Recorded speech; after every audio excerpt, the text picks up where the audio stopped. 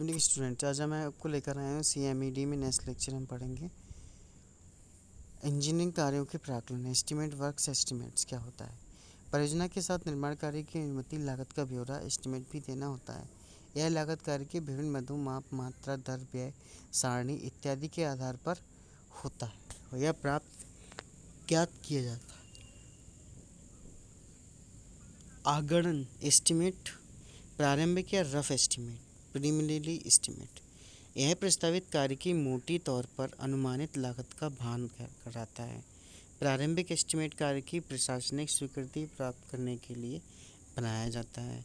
यह भवनों के लिए कुर्सी क्षेत्रफल फ्लिंथ एरिया के आधार पर सड़कों के लिए प्रति किलोमीटर लंबाई की दर यूनिट रेट पर तैयार की जाती है। प्रारंभिक एस्टीमेट के लिए दरें निकटवर्ती, पूर्ववर्ती, उसी प्रकार के किसी अन्य कार्य के आधार पर मान ली जाती है। ठीक, तो विस्तृत एस्टीमेट, डिटेल्ड एस्टीमेट क्या होता है। यह एस्टीमेट विस्तृत प्लान व नक्शे के आधार पर सभी संभावित मदों, आइटम तथा मापों की सही गणना करके तथा उनके उपयुक्त दरें अपनाकर तैयार की जाती है। विस्तृत एस्टीमेट तकनीकी स्वीकृति प्राप्त करने के लिए आवश्यक रूप में बनाने होते हैं। साधारण वार्षिक मरम्मत तथा छोटे मोटे खुदरे कार्यों के लिए जिनकी लागत 2500 से कम है, विस्तृत एस्टीमेट बनाने की आवश्यकता नहीं है। पूरक एस्टीमेट, सप्लीमेंट्री एस्टीमेट, निर्माण कार्य के दौरान यदि कुछ अतिरिक्त निर्माण जिनका मूल स्वीकृत एस्टीमेट में प्रावधान नहीं है कराना जरूरी हो जाता है, तो इसके लिए पूरक एस्टीमेट बनाया जाता है और इसकी भी सक्षम अधिकारी से स्वीकृति प्राप्त करनी होती है। पूरक एस्टीमेट क्या होता है। पूरक एस्टीमेट में मूल एस्टीमेट की राशि तथा पूरक राशि का स्पष्ट उल्लेख होना चाहिए और अतिरिक्त निर्माण की आवश्यकता व स्पष्टीकरण देना चाहिए। फिर है संशोधित या पुनरीक्षित एस्टीमेट, रिवाइज्ड एस्टीमेट। जब खुले बाजार में सामग्री अथवा मजदूरी की दरों में वृद्धि हो जाने अथवा अन्य किसी कारण से पूरक एस्टीमेट के कारण के अतिरिक्त निर्माण की मूल एस्टीमेट लागत 10% से अधिक बढ़ जाने की संभावना हो जाए, तो संशोधित एस्टीमेट बनाया जाता है और पुनः स्वीकृति प्राप्त की जाती है। संशोधित एस्टीमेट में प्रत्येक मद के लिए मूल तथा संशोधित व्यय का तुलनात्मक विवरण दिया जाता है और अंतर का कारण स्पष्ट किया जाता है और संशोधित एस्टीमेट दरों को बढ़ाने पर समय रहते बनाकर स्वीकृति के लिए प्रस्तुत कर देना चाहिए। फिर है मरम्मत कार्य एस्टीमेट, रिपेयर एस्टीमेट। निर्माण कार्य को सेवा कर दशा में बनाए रखने के लिए यह एस्टीमेट बनाया जाता है और यह प्राकलन संरचना की मूल लागत का 1/2 से अधिक नहीं होना चाहिए। फिर है प्राकलन एस्टीमेट संबंध शब्दावली, terms related to the estimate.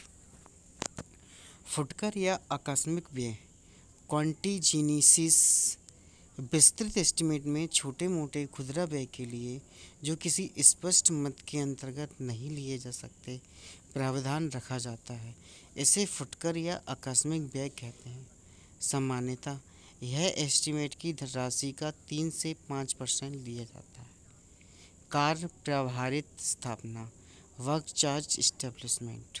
निर्माण कार्य संपन्न कराने के लिए कुशल अकुशल श्रमिकों के अतिरिक्त अन्य कर्मचारियों की आवश्यकता पड़ती है, जैसे चौकीदार, मेट, मुंशी, कार्य सुपरवाइज़र आदि।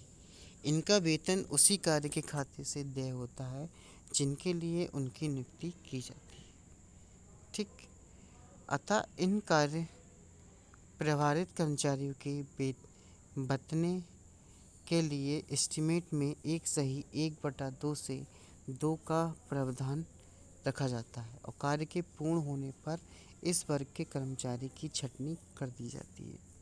विभागीय शुल्क या प्रतिशत व्यय, डिपार्टमेंटल चार्जेस और सेंटेजेस चार्जेस। इंजीनियर विभाग जब किसी अन्य विभाग या निकायों को टेक्निकल कार्य एवं निर्माण करवाता है, तो अभिकल्पन प्लानिंग, पर्यवेक्षण, तकनीकी स्टाफ आदि पर होने वाला खर्च संबंधित विभाग निकाय से वसूल करता है। इसे विभागीय शुल्क या सेंटेस चार्ज कहते हैं। यह एस्टीमेट राशि 10 से 15% लिया जाता है और इस व्यय को पर्यवेक्षण शुल्क, सुपरविजन चार्जेस को फॉर वर्क भी कहते हैं। किराया विवरणी, रेंट स्टेटमेंट। जब लोक निर्माण विभाग कोई नया आवासीय भवन निर्माण करता है अतः किसी अन्य भवन को सरकारी आवास में परिवर्तित करता है तो उस भवन का मासिक किराया निर्धारित कर दिया जाता है। यह किराया उस आवास को ग्रहण करने वाले कर्मचारी द्वारा तय होता है। किराए की गणना तथा निर्धारण को किराया विवरणी कहते हैं।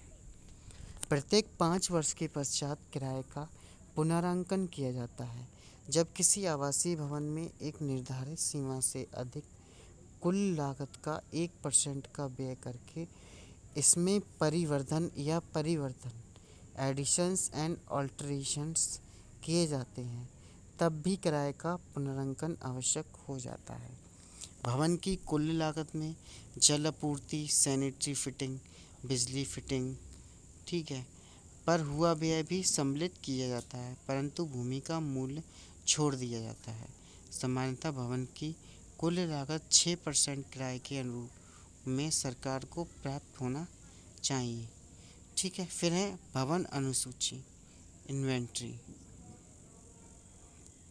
भवन का निर्माण कार्य पूर्ण हो जाने पर इसमें स्थायी रूप से लगी सभी बिजली, पानी, स्वच्छता तथा अन्य फिटिंग की एक सत्य सूची लिस्ट तैयार की जाती है जिसे भवन अनुसूची कहते हैं। यह एक स्थायी अभिलेख है और भवन का हस्तांतरण करते समय इस अनुसूची के अनुसार चार्ज का लेन देन किया जाता है।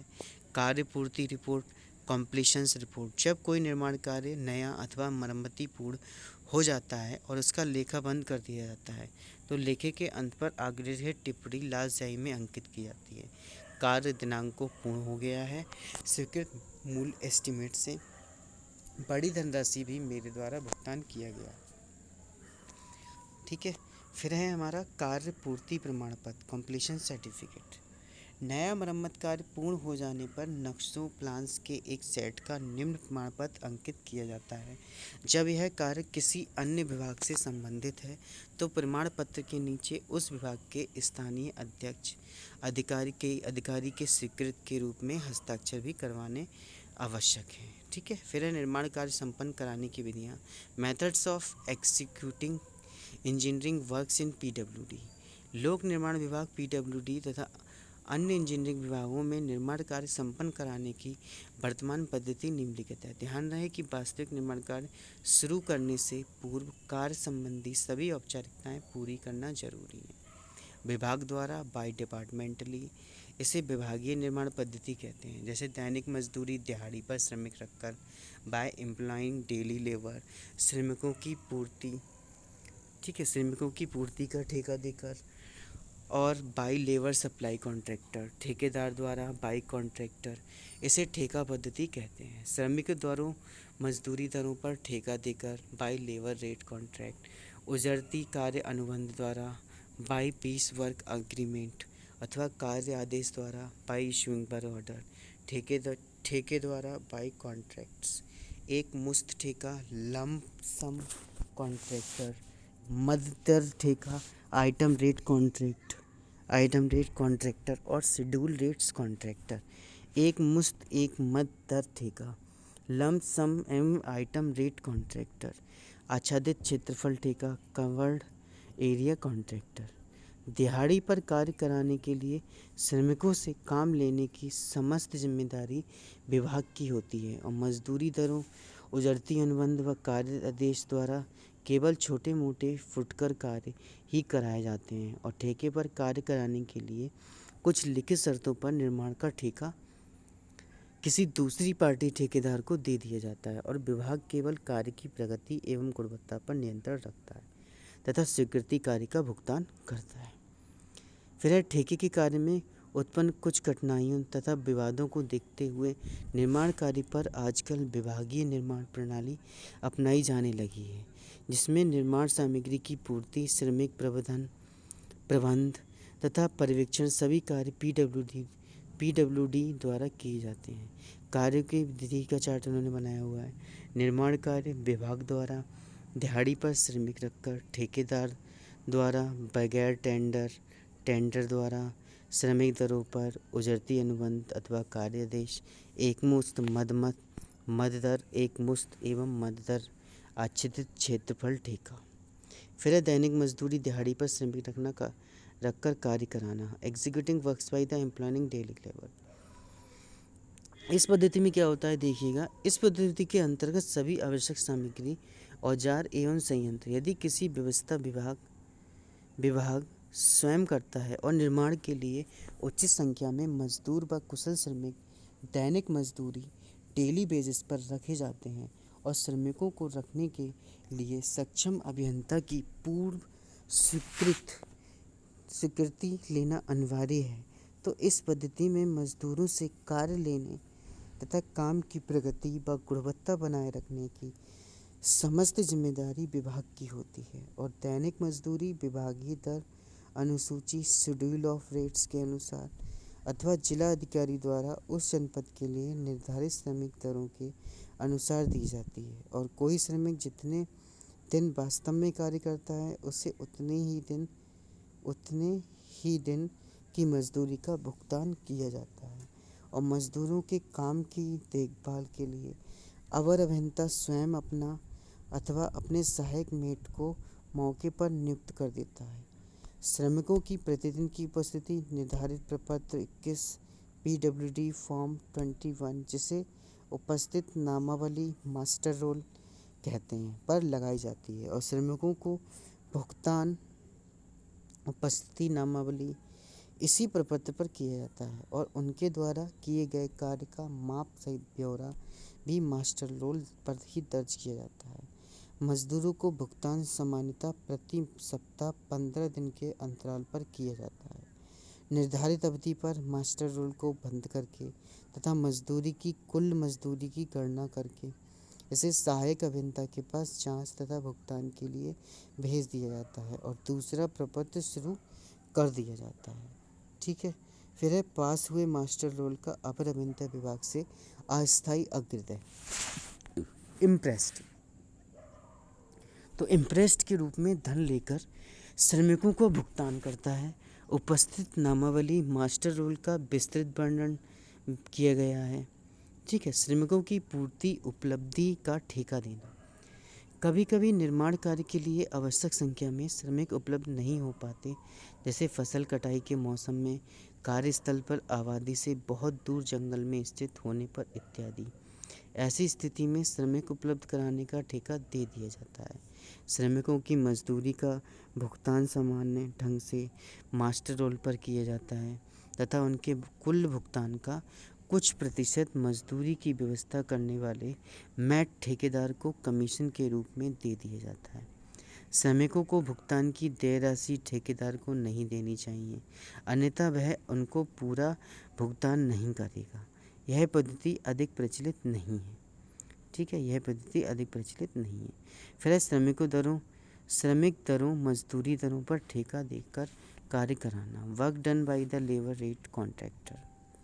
इस पद्धति में कार्य का केवल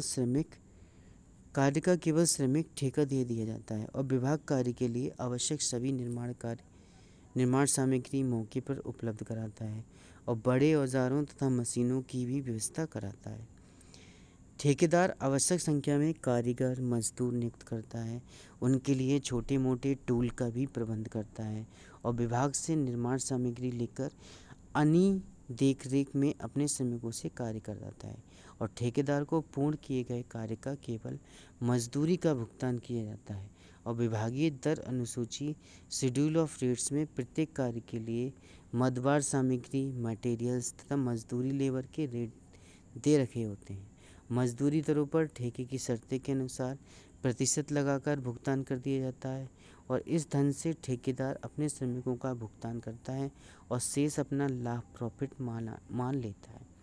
और इस व्यवस्था में विभाग का काम केवल निर्माण सामग्री उपलब्ध करना और कार्य के प्रगति तथा गुणवत्ता पर नियंत्रण रखना श्रम ठेका के ध्यान से पूर्व ठेकेदार से एक अनुबंध एग्रीमेंट कराना आवश्यक है, जिसमें प्रत्येक मद की मजदूरी दरें, कार्य की विशिष्टियाँ, कार्य समापन अवधि इत्यादि का स्पष्ट उल्लेख होना चाहिए। और श्रमिकों की व्यवस्था करना तथा उनसे काम लेना काफ़ी कष्टदायक तथा समय लेवा होता है। इस परेशानी से बचने के लिए श्रम ठेका पद्धति सरकारी विभाग तथा निजी निर्माण क्षेत्र में काफ़ी सफल सिद्ध हुई है, परंतु ठेकेदार श्रमिकों से उनकी क्षमता से अधिक काम लेने के लिए उनसे कठोर तथा अभद्र व्यवहार करता है और विभागीय सामग्री की हेराफेरी करने तथा बेदर्दी से खर्च करने के प्रयास में रहता है। पुताई, रंग रोगन व छोटे कार्यों के लिए यह पद्धति संतोषजनक रहती है। ठीक है। फिर है उजरती कार्य अनुबंध द्वारा कार्य करना। Executing work by piece work agreement PWE विभाग के छोटे मोटे फुटकर कार्य जिनकी लागत 10,000 तक होती है, उजरती कार्य पीस वर्क के अंतर्गत कराए जा सकते हैं। छोटे निर्माण कार्य तथा सप्लाई के लिए सम्मानित ठेका पद्धति के अंतर्गत आने वाली समस्त औपचारिकताएं पूरी करना व्यवहारिक तौर पर संभव नहीं होता। अतः ऐसे कार्य अधिशासी अभियंता विभाग के पंजीकृत ठेकेदारों से दरपत्री कोटेशन लेकर उजरती कार्य के अंतर्गत करा सकता है। कार्य आवंटित करने के लिए कार्य आदेश वर्क ऑर्डर दिया जाता है। यह एक साधारण इकरारनामा होता है, ठेका अनुबंध नहीं, क्योंकि इसमें कोई अर्थदंड कार्य समय पर पूर्ण न करने पर तथा जमानती धनराशि का उल्लेख नहीं होता। विभाग नोटिस देकर कभी भी कार्य आदेश समाप्त कर सकता है। उजरती कार्य आदेश में केवल मदों की दरें तय की जाती हैं और कार्य की कुल लागत दी जाती है। कार्य की कुल मात्रा तथा उसको पूर्ण करने की अवधि का वर्णन नहीं होता। मदों की दरें, विभागीय दरें अनुसूची अथवा स्वीकृत एस्टीमेट से अधिक नहीं होनी चाहिए। ठेकेदार सामग्री तथा श्रमिकों की व्यवस्था करके विभागीय विशिष्टियों के अनुसार कार्य करता है। यदि ठेकेदार ठीक ढंग से कार्य न करे अथवा कार्य अधूरा छोड़ दे, तब अन्य व्यक्ति से शेष कार्य कराया जा सकता है।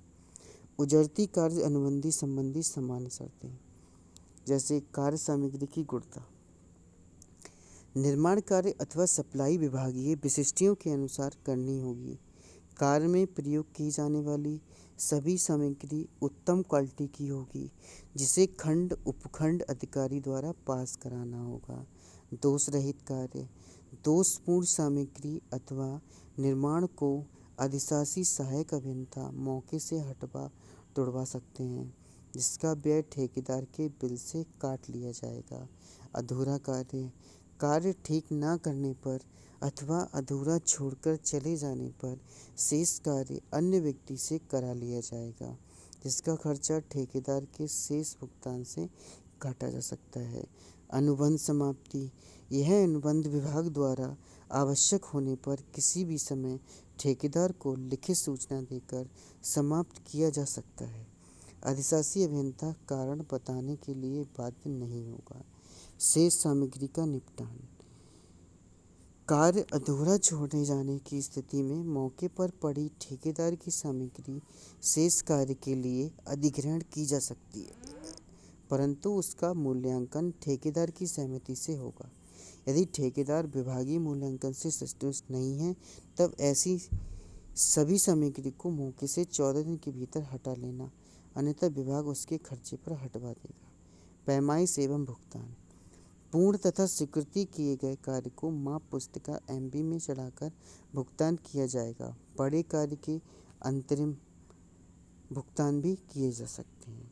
ठीक है, परंतु महीने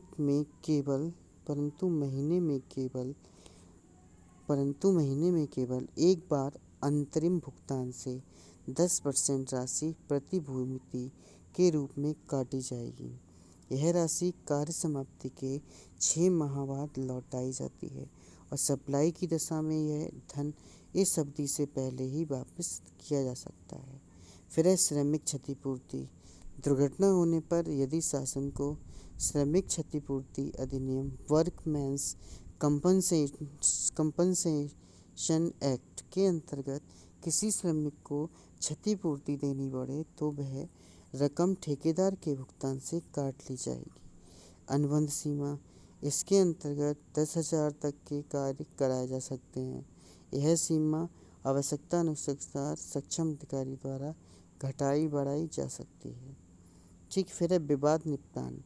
कार्य के अंतर्गत कोई विवाद उठने पर मामला निपटाने के लिए अधिशासी अभियंता को भेजा जाएगा, जिसका निर्णय ठेकेदार को मान्य होगा। ठीक है, तो आज की इस लेक्चर में इतना ही। बाकी हम नेक्स्ट लेक्चर में पढ़ेंगे कोटेशंस के बारे में। Thank you students.